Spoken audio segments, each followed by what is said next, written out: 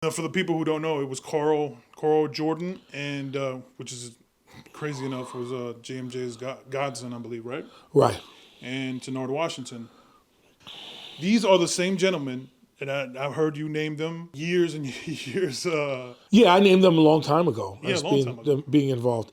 And again, Tenard was one of the guys that gave up. And that article in the news where he said that he implicated Carl George Jr. and Darren Jordan as the people being involved, and he was a lookout. So he sort of implicated himself back then.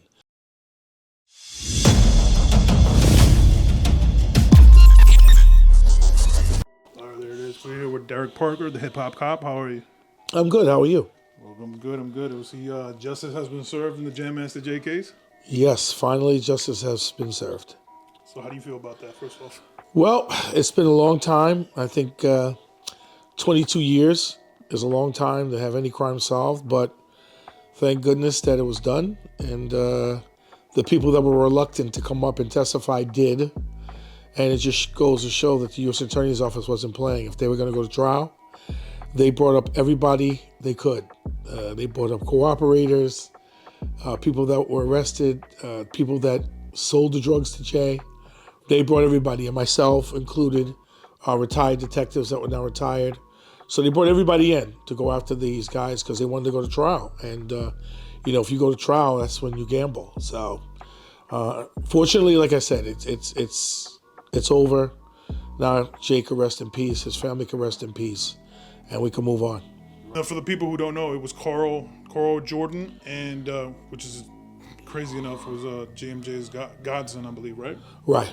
And Tenard Washington. These are the same gentlemen, and I've heard you name them years and years. Yeah, I named them a long time ago Yeah, as a long time ago. being involved. And again, Tenard was one of the guys that gave up. And that article in the news where he said that he implicated Carl George Jr. and Darren Jordan as the people being involved, and he was a lookout. So he sort of implicated himself back then. But I knew even before the article came out that he was involved, who was involved. Now, the third person, this guy, Jay Bryant, to be very honest with you, he hadn't come up on my radar. That's something that the U.S. Attorney's Office had developed while investigating the case. So I think he's being tried separately. And I think knowing that these two guys took pleas, it probably would be, that these two guys got convicted.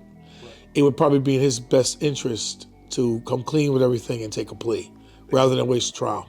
Exactly. I don't know Jay Bryant's involvement exactly. I know he played a role as far as somewhere in the studio, whether he opened the door, the back door, whatever it was. I heard his DNA was there. I mean, he was definitely there, so, according to the U.S. Attorney's Office. What his involvement was, I'm not 100% sure. But like I said, they had enough to arrest him. So if he's smart, knowing that Carl Jordan Jr. got convicted and so did Ronald Tenard Washington, he would probably say, hey, you know what? It'd probably be in my best interest to plead guilty and not to go to trial, because if he goes to trial, that's going to be even more problems for him. Right. Now I have to ask, why did it take this long? Okay. There were several problems with the Jam Master Jay case, and some of the problems were not that it started with everybody, with the detectives that had the case, with everybody to handle it, because it was a high-profile case, and a lot of the detectives wanted to solve it quick. And when you have these type of homicides, you can't just go at them in a quick manner. You have to systematically work on them and to plan them out on how you're going to solve a case like this. You can't rush it, because you're dealing with different people. You're dealing with people in the music industry, and a lot of the people in the music industry have been through this stuff before, with cops and the lawyers and the judges and courts and things, so they know the ins and outs. A lot of them are going to get attorneys. A lot of them are going to get, the counsel to represent them. So you're dealing with a lot of people, and then the biggest problem too is the streets. Like, there's this no snitching rule where people don't snitch. There's this cooperation where people don't cooperate. Sometimes you have to force people's hands and tell them to cooperate, which the government did in a way in this case. But I can't say it wasn't a lack of effort, because it was. I mean, even I went to the DA's office It just was a political thing in a way too, because the DA at the time was running for judge, and he didn't want to really go too far with this unless he had an airtight case. So he didn't want to put a lot of work into it because, like I said, he was moving on to a new chapter in his life.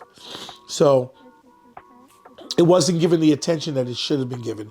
And sometimes in these cases, like I always say, it's not about the state. There's nothing against the state on how they do cases, but these cases need to go federally sometimes. And the reason they go federally is because you have more tools to work with.